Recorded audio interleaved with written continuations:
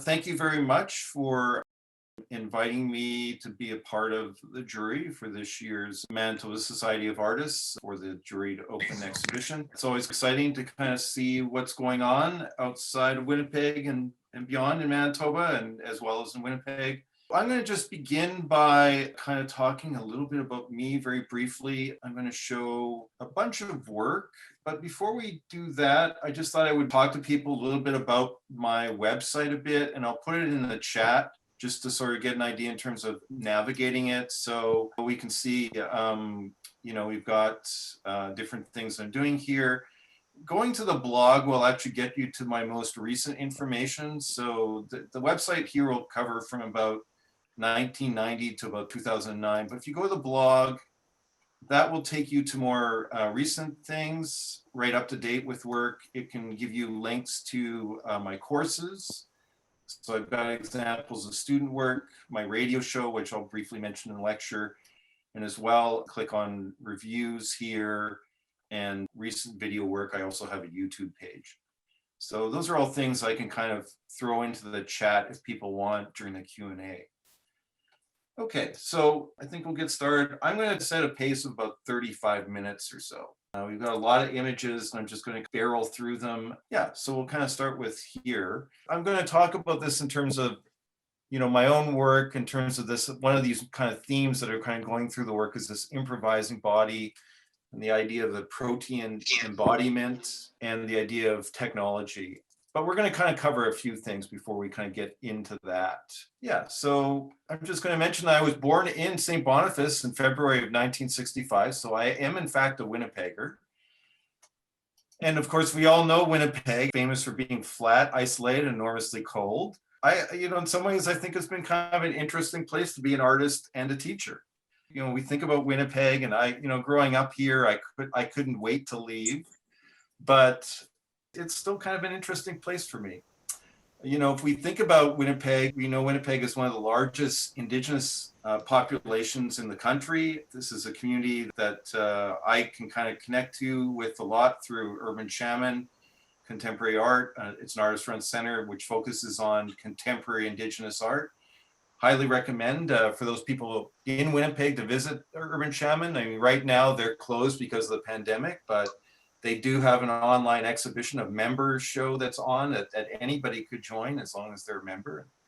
So yeah, so I think that for me, Winnipeg is still kind of home at this point, though I have left. And, one of the places that's been important to me is New York. And that's where I went to graduate school, did my MFA at Hunter College. It's part of the City University of New York system. And so I kind of go back and forth and have done a number of projects there since 1990, I guess 2000 to 2014. I did a fair bit of work there. Other places I've been in terms of doing projects would include Chicago. That was kind of important in the late 90s to early 2000s. And then my most recent work has been New Orleans, and been doing a lot of projects there the last 3 years, and have another one slated for 2021. So I'll start off by saying that, I'm trained very classically. For me, I kind of believe in that, for me personally, though I don't think that's important for every student. If you're a student at the School of Art, you will be exposed to these ideas, but you'll be exposed to a lot of other ideas as well. After my MFA, I did a number of residencies, and I continue to do residencies. And one of the first ones I did was called the International School of Art in Umbria in Italy. And so there I kind of, learned a kind of a appreciation for landscape painting, and met a very important person from Chicago, Dan Gustin, who shared a lot with me in terms of teaching. And he's a professor at the Art Institute of Chicago. And I was trying to break in as a teacher at the time. And, he was a very good mentor in a lot of ways, in terms of helping me. Then 1998 was kind of the year that things kind of took off for me. We're talking 7 years after graduate school. At this point, I'm still teaching at the WAG part-time, but for the most part, I'm doing a labor job at the Winnipeg Convention Center, driving a forklift and setting up tables and chairs for rooms from like 500 to 5,000 or 50 to 5,000. But 1998 was kind of a big year where an exhibition of mine kind of took off at Plug-in Gallery called Live Drawings, and once again, that's something that people can read about if you go to my reviews in the blog, and you can kind of see information on there. So yeah, 1998 was also the point where I went to the Vermont Studio Center, and this is for the summer after the Plug-in show in 1998, and began to meet a bunch of other artists, and so it's sort of continuing this idea of like meeting and talking to other artists that kind of do work very different from my own. And I kind of thought that was important, since I want to teach people not necessarily what I know, but in my work, but teach things beyond what I do. And so some of the things I think that I want to sort of get to here, I think is some ideas in terms of art history and art theory and cultural theory that kind of I picked up in grad school and undergrad, and then I just continue as a teacher to kind of think about. And so for me, one of the things I think about is the physicality of paint. And I think of William de Kooning as one of those artists. Yeah, so that becomes sort of a theme that we think about in terms of me as a teacher. And I was thinking about that as a juror when I was sort of ranking the work.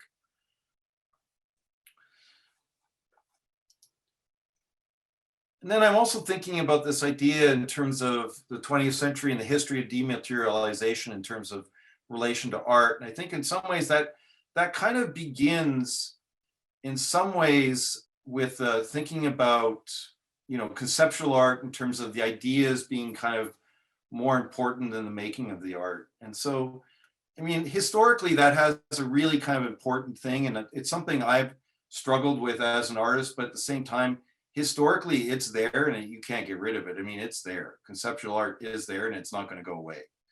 So I think that for me, I think as a teacher, I start to think about the idea that perhaps then that conceptual art then is this idea of kind of offering us ideas that maybe we can bring into work that maybe is more traditional, like, and is thinking about observational drawing in terms of what I'm interested in. And so one of those people that we can kind of think about that sort of thinks about this idea in terms of conceptual work and dematerialization is somebody like Lucy Lepard. And so I like to bring this idea up because I think that in terms of the world of technology, and particularly since we're living in that now because everybody's on Zoom all the time, the whole idea of dematerialization is something that's quite prevalent, right? That I mean, we're all kind of existing in this dematerialized technological space because of Zoom, right, and the pandemic. And so I think that that's always been something that I've been thinking about my own work in relation to technology, but I think it's even more pertinent now, even so. So I think about these conceptual artists like Duchamp, and then Joseph Kosuth, in his three chairs piece. And so you've got a photograph of a chair, you've got the actual chair, and then you've got a description of the chair. And so that kind of talks about this whole idea of semiotics. And of course, semiotics become a really important thing through the 90s and up. And so I think that still kind of influences us in terms of our thinking and in terms of relation to art working. Now, for me, I mean, this is where I kind of think it's pretty interesting, is this idea of blurring art disciplines with other disciplines. And I think that for me, the conceptual art movement from the 50s and 60s and up to the 70s is kind of a byproduct of that in terms of blurring disciplines, I think. So one of those things that, this is an art history professor that I had at Hunter College in 1991. She terrified me. I was scared to talk to her. And I remember going up to her and shaking, literally shaking. I was like 25 years old at the time, and asking her for an essay extension. And she looked at me pitifully and just gave me her address, and I dropped it off at her house on Green Street in Soho. She had a two-way mirror with a box where I guess she had people drop off work. I don't even think she looked at it because she ended up giving the entire class an A. But So, but anyway, so that's my story with Rosalind Krauss. But I think you know, to think of her as an important art historian and theorist, I mean, she's paramount. I mean, she started October magazine, you know, and this essay to this day I still think about tremendously. The essay called "Sculpture in the Expanded Field," and to this day, don't even ask me what complex and neuter is. I still don't have any idea. But I think that if we think about this in terms of landscape, architecture, and sculpture, we can kind of think about it that way. And that what she's saying is that really contemporary sculpture is really kind of blurring the boundaries between those definitions of what we think landscape is in the physical real world and what architecture is and what sculpture is. And I think that in some ways, I think that that's kind of, you know, if we think about art practice in general, I could say that that's going on now in terms of most contemporary art schools and, you know, across the world now, I would say. I think this is one example of sculpture in the expanded field. This is Spiral Jetty, Robert Smithen, and I'm so bad I didn't put a date on that, but I'm thinking it's like 1974. I'm thinking. Go to Utah, you can actually still see it, provided some years it's underwater, other years it's below. But here's a good example of, okay, is this a sculpture? Is it a landscape? You know, because he literally made this, you know, with front end loaders and buildings. Is it architecture? Is it, you know, so you know, like these are some of the things we want to think about. And somebody like Andy Goldsworthy, a British artist, you know, so he's working with materials that are usually natural, and his work is ephemeral. And so he's photographing the work, and you see the work through photography in photography exhibitions and photography books that he publishes, but you know, in videos. But ultimately, the work is not permanent. Another artist, and so in Finland, and was, you know, arranged, you know, got 11,000 people together to plant trees, and to create this certain shape. And this is the site where it's created. I think that they may have even excavated the ground to create that shape, but I'm not sure. But for sure, the trees were planted in this structure. So that's one way of thinking about blurring disciplines. Of course, we have, like, going back to us and us as visual artists, blurring the boundaries of painting and sculpture. And so people like Max Kozlov, you know, in the 60s wrote about this, and Frank Stella became one of those people he wrote about. And so when we look at this work, and this is a Stella work, and he continues to even do this to this day. Stella's still alive. I think he's in his 80s. Very interesting artist. If you look at, you know, like some people say, like, this work is his boring part, but if you see his work later, I think it's pretty exciting. But the point I'm making here is, though, we look at this early work of Stella, like this was made the year I was born. You know, is this a sculpture or is it a painting? Yeah, then I think of somebody like Leo Steinberg, who I think was also very influential for me as a teacher and as, you know, somebody I discovered in graduate school. Valerie Jadon, who's a well-known pattern painter, artist, basically created the pattern painting movement along with a couple of other artists, you know, taught me and taught this theory and criticism course. And she talked about the Leo Steinberg flatbed picture plane. For me, it's still resonating in my mind even 30 years later. But, you know, in some ways it kind of connects with Rauschenberg a lot, Robert Rauschenberg, and I'll show you an example of his work. But I always think about this quote here.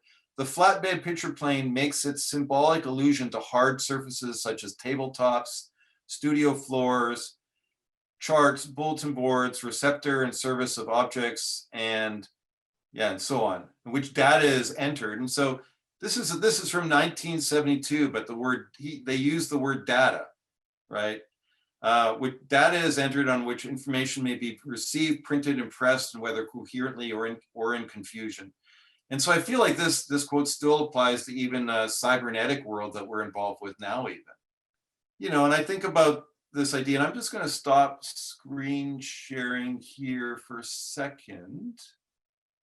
And I'm just going to do something really kind of tricky here just for a second, just to kind of emphasize this whole idea of the tabletop. And Yeah. So, the whole idea of the tabletop and like the world that we can kind of bring into it. Um, and I'll get back to that, as we talk about my work further. But with Rauschenberg, I mean, it's like he's thinking about the surface of a painting, a print, but then, he's bringing the whole world into it, right? And so I think that, somebody like him, it's like, once again, kind of, he refers to as the combine paintings, not as in like the combine that we use on the farm, but as the combine paintings. And, so I think that that's always been a important influence for me in my teaching and in my thinking about art making. And then we go back into this whole idea of dematerialization in general.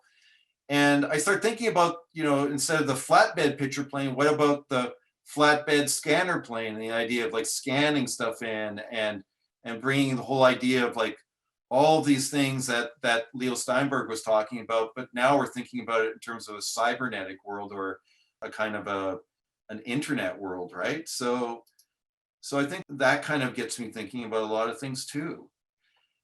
And then I think go back to Rosalind Krauss again in terms of her post-medium condition, this idea of like a post-medium condition. So she sort of sees that sort of like technology, video, installation, kind of in relation to those ideas. And yeah, I sort of talk about that here, right? So installation, technology, interdisciplinary nature, blurs the boundaries once again between mediums and disciplines. Generally continues with anything goes approach with untraditional art materials. So those are things that are in my back of my mind as I'm working as a person who still loves painting and still loves traditional media, but at the same time I'm thinking as a teacher I need to be kind of exposed and kind of be open to these ideas. And so I start thinking about people like Krzysztof Wojcicki, well-known, famous Polish artist, I think, who's currently, if I'm not mistaken, was teaching at MIT. I don't know, he's in his like early 70s now. But, he was somebody that, in grad school had me really thinking a lot about video projection. Of course, video projection becomes really important later on in my work, as we'll see.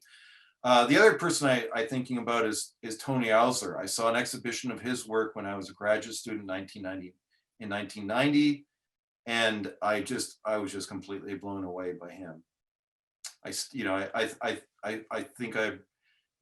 in terms of my current work, I think that I owe so much to him. And then I think we get into like ideas here in terms of relational aesthetics. And I think that this is kind of like, art that's socially engaged. And I think that, this kind of, we can think about Nicholas Bourriard and kind of coining the term relational aesthetics. I think that in some ways, I think that relational aesthetics historically has always existed. If we go back to, let's say, Dadaism, all the way through to the Situationalists, the Fluxus group. But I think that, currently that's sort of something I've been thinking about in my own work in relation to things. We sort of see like access and ideas of non-art specialists in some ways kind of, it's connected to conceptual art, but I think it's maybe it doesn't have to be so specialized and alienating. I think it's a way of kind of connecting the everyday viewer to an art experience. I think that the problem with that is I think in some cases we start to see museums turning into amusement parks, and so I think that this exhibition by Karsten Holler, where he has a slide going through the entire 4-story building and people and viewers could participate at the new museum, which I saw in 2011, which I thought was sort of interesting, but I feel like, you're kind of verging on that sort of dangerous terrain of the amusement park.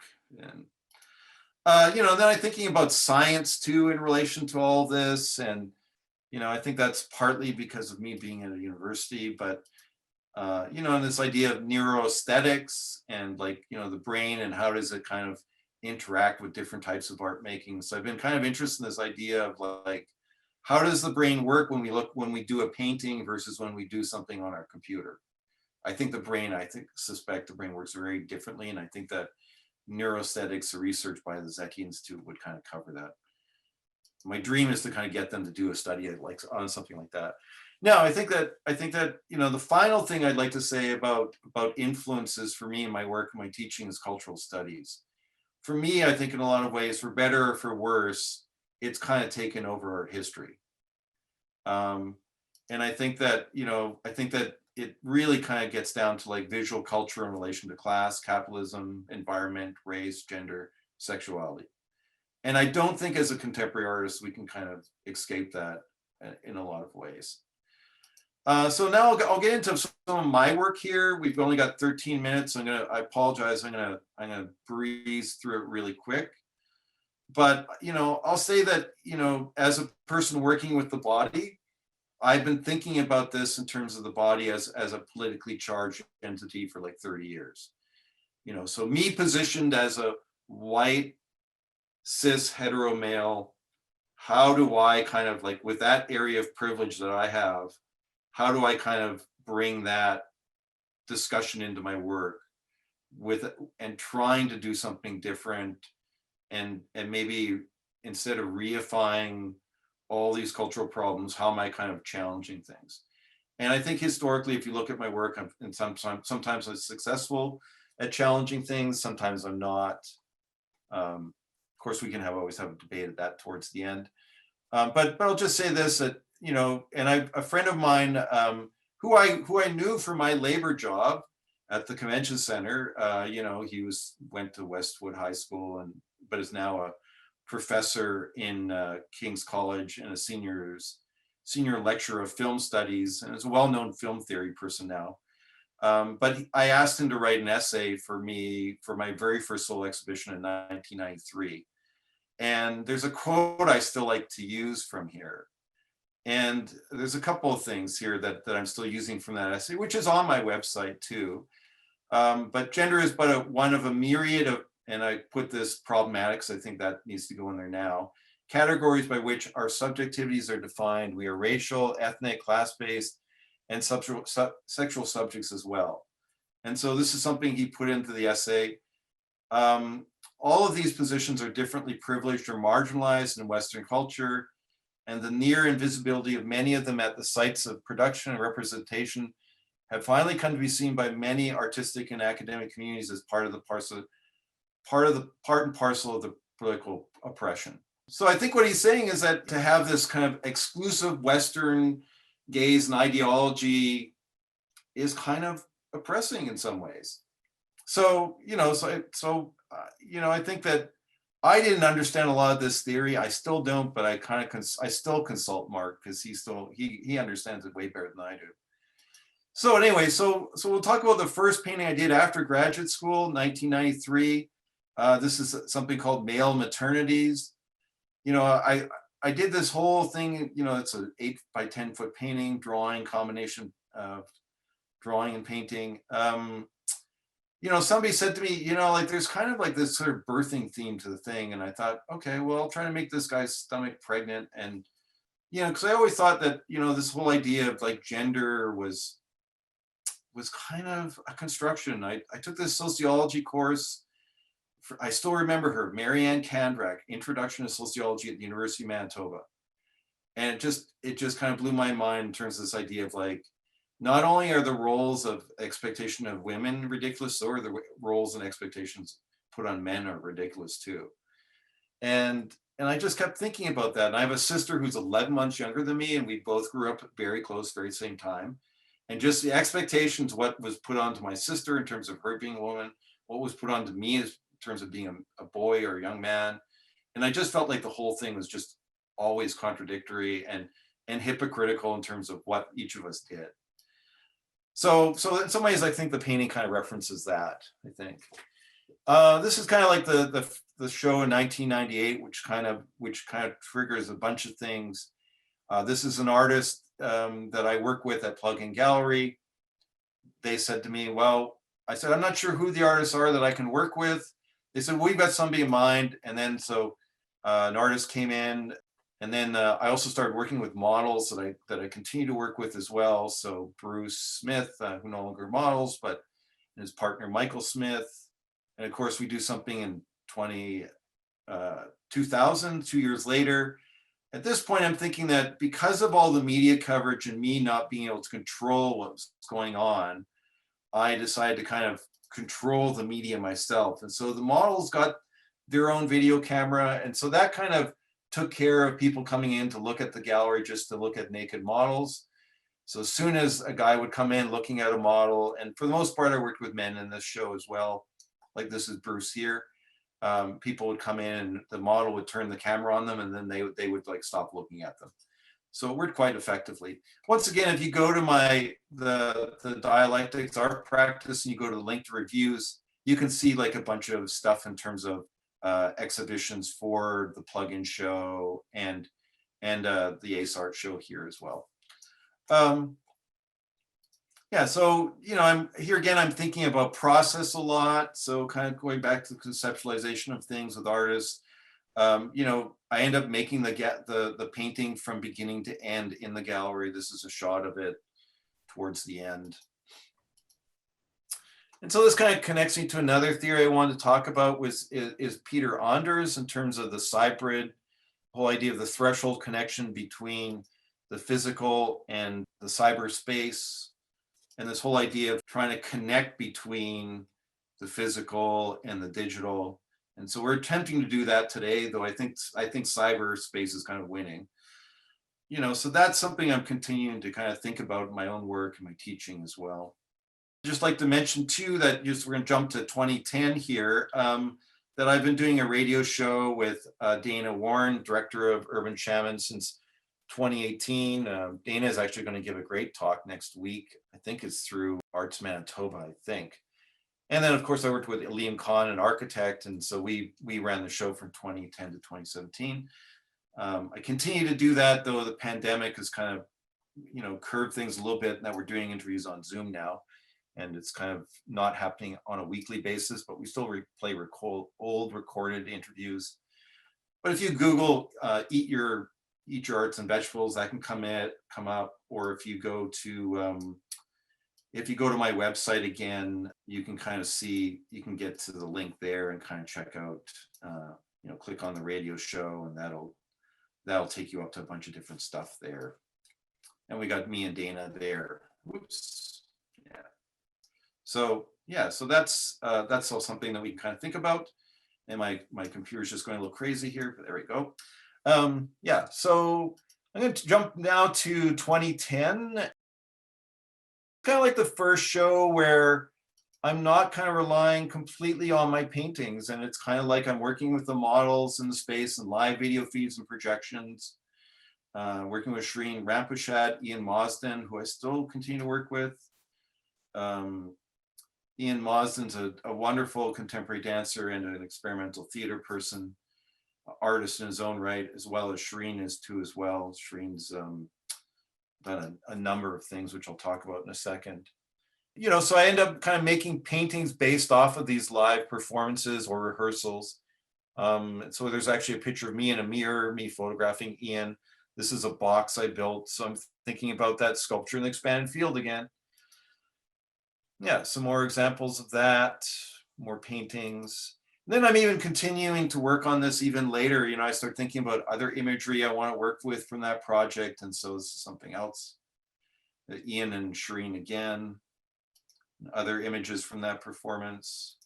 Yeah, so Shireen is a visual artist. She actually went to, she's like around my age, she's in her early 50s, but she did her undergrad at Sheridan College in the 80s. She's originally from London, Ontario, but has been based in Winnipeg since the 90s. Does a lot of different things. Spoken word artist, painter, video maker. And now she's like, she's doing this knitting project where she's knitting dog vests that's kind of taken off. She's like selling stuff to like people in Texas and Kentucky now. Yeah, so I think that we go into New York now, we can kind of see more performance, and this is all stuff that kind of began in karaoke booths in Winnipeg, though this is in New York for the exhibition and the show. So I showed a bunch of paintings there, 2 large-scale paintings, then a couple, and then about 8-10 small paintings. The performance only happened during the opening. We can kind of see it there, a combination of the paintings and the performance together there. Yeah, so for that, I kind of just, worked with these paintings from images from the Winnipeg karaoke booth series, and, did some paintings based off of that. And the next thing, I started teaching this course called Math and Art, and so geometry was sort of a lot in my mind, and so I started doing that a lot with this kind of installation and live feed video again.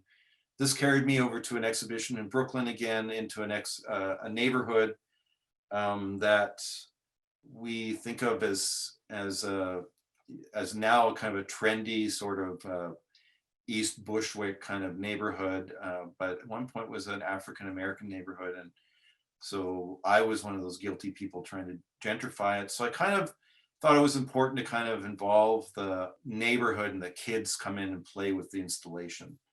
So it's this point where I stopped working with the nude and start thinking about like allowing for more access points for the work. And so, at the opening, an artist, Sophia Dawson, brought her son. She said, I wasn't going to come until you said I could bring my son.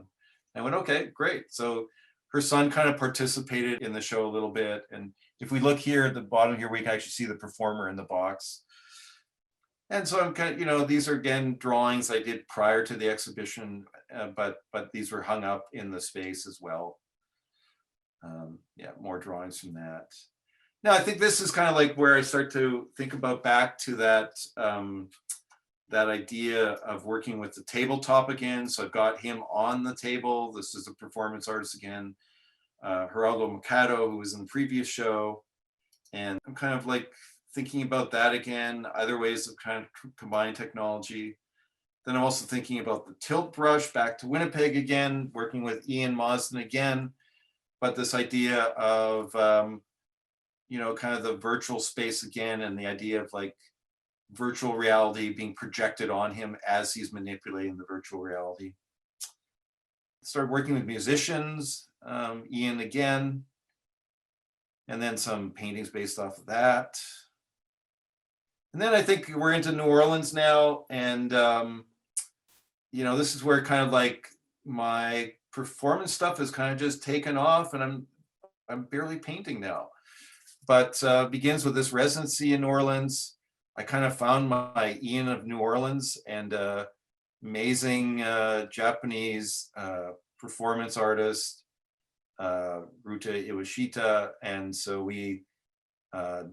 The place where I did the residency at the art club, and just something I went down to, and we went to an art opening with a friend of mine, and they said, oh, you should come to the Jazz Museum and we'll go to this talk and maybe we can help you find a studio space. And I met the director of the Jazz Museum, and he said, contact the people at the art club. And then I went to the people at the art club, and she saw my work and she said, great, we should definitely have you do a residency here. Yeah, it kind of sort of snowballed from there. They did a call at the art club and put my stuff online and create a link for me and said, Derek Brueckner's from Canada, he's looking for people to collaborate with. And so about 3 or 4 people ended up collaborating in the studio. And then the exhibition kind of ended with the residency I did kind of ended with this this performance where 10 people showed up. And of course, some of them were people from the dance community, and because art club is basically run by a dancer and theater person. And so, so that kind of skyrocketed, and then kind of connected me to the Jazz Museum, and the director of the Jazz Museum saw the performance and and now I've been kind of consistently doing work there every year in December. But these are some paintings from the rehearsals I did at the Vermont studio again. And so this is an example here of a painting. And I'm going to show you some different stages of it. And I always talk to my students about don't be afraid of editing and sacrificing parts. And so we got rid of that arm, and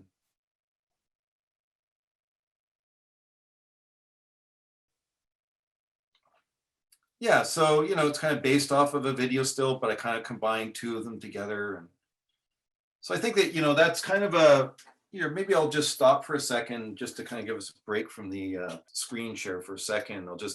I'll go back to my tabletop for a second because, we always like talking about that, but just so we get a sense of like the three-dimension, like the physicalness of this thing, that it's an actual thing, and and so I like to kind of think about that too, right? So we don't forget about that in terms of our digitization of the world, particularly now, right? Yeah, and I think like I'll just talk about some other things in terms of some quick things here. So worked with a poet at the Vermont Studio Center. None of the artists wanted to work with me, but the poets were really into it. So this one artist, she's got a book out that I'm going to talk about in a second.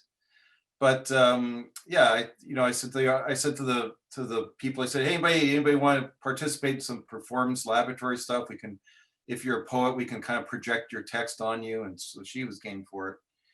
Yeah, so she was a pretty interesting person. Another thing I've been doing off and on is this thing called the apple tree jams in my backyard.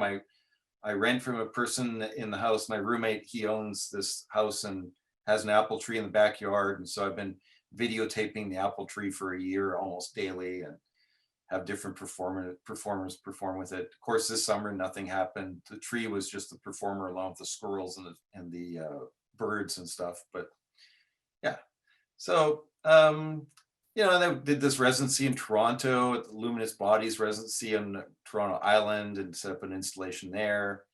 Same thing happened, did some paintings based off that. Did this thing at Urban Shaman that wasn't part of their regular programming, but the preparator is actually an artist and has a master's in performance art. And so we came up with this idea. I brought in some musicians again, my friend Shreen, one of them, Ashley Au, who's an amazing artist in the city, and Stu Tsunomi. Yeah, so kind of thought about this idea of like this wreckage of before we destroy the walls and trying to make a performance out of that. Oh yeah, here's back to the reciting poem person. And here's some stages of that painting we can think about in terms of layering and editing and changing things around. This is one of our more recent paintings. That's actually a painting that's hanging up behind me here.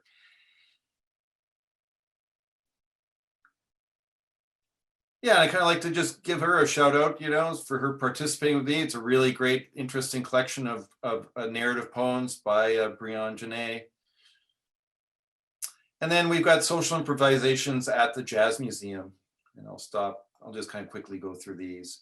We can see these on my website, so I'm not going to say much about them, and I'm going to maybe stop with the lecture here. So thanks for listening, and try to keep a balance between our digital world and the physical world, and I'll leave you with that. Thank you very much for listening. And people have questions you want to ask in the chat, or if you want to talk, turn your mics off now, we can chat now. Bonnie, how much time do we have to talk?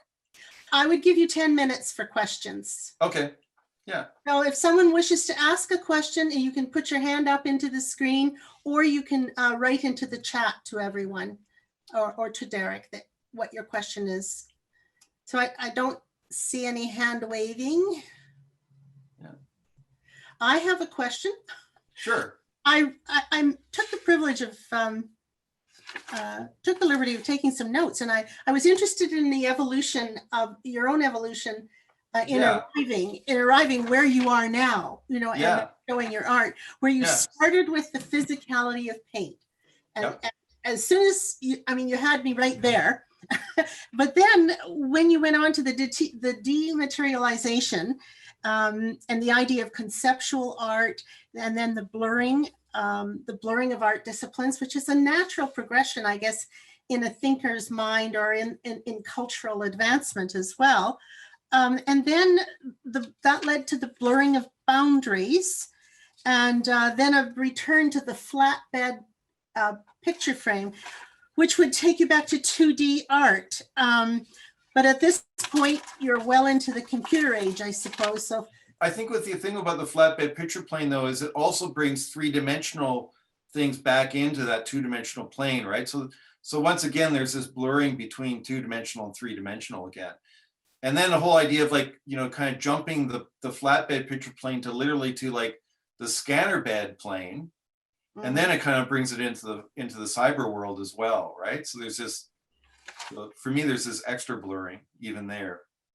And then you went back to relationships, the relational aesthetics, as you termed it, and the sense of touch. So there we are at the physicality of material. Yeah, and the whole idea of like social practice, right? You know, social practice comes from this idea of the relational aesthetics. But I think, you know, I think the guy that termed relational aesthetics, I think that really he owes a lot to earlier movements like the Dadists, the Situationalists, you know, the Fluxus group, like all those people, right?